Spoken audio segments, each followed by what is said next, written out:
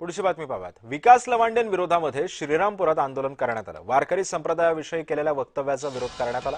वारकरी संप्रदायाकडून लवांडेंच्या प्रतिकात्मक पुतळ्याचं दहनही करण्यात आलं। या आंदोलनाचा आढावा घेत वारकरी संप्रदायातील आंदोलकांशी संवाद साधले आमचे प्रतिनिधी जयेश सावंत यांनी।